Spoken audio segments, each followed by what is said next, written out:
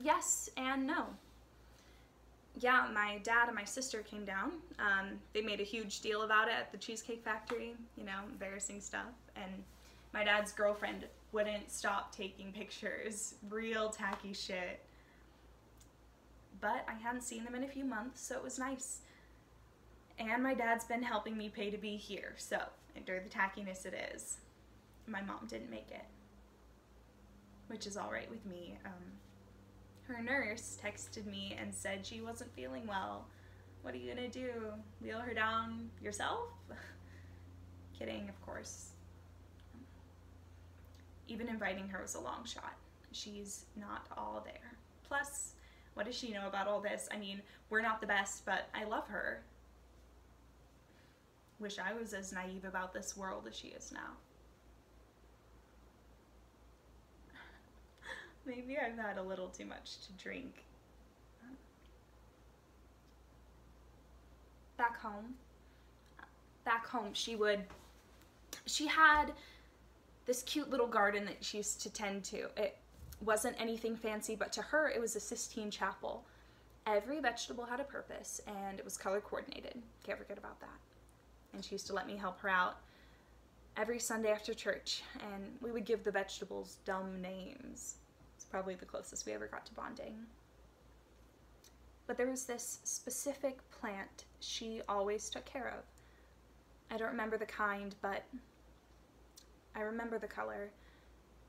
She used to talk about how her dad gave it to her as a gift, something to do with womanhood, and how the petals were carved with amethysts.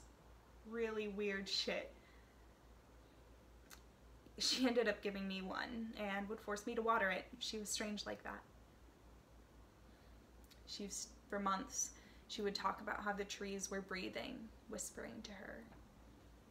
She essentially became a tree hugger. She took down the swing from the tree in our front yard, and she would just be out there for hours.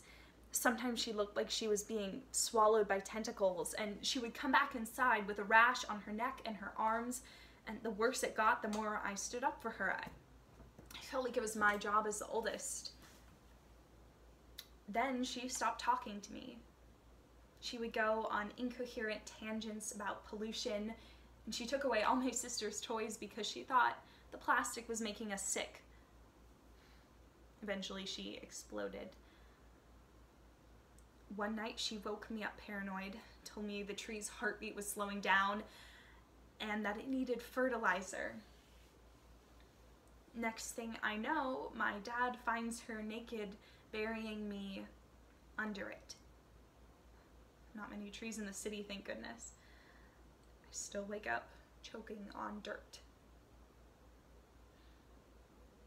The plant? Oh yeah, it died when I was 16, stopped watering it. Funny enough, my dad told me that my mom never even had a green thumb and that the whole womanhood story was bullshit. Guess the apple doesn't fall far from the tree.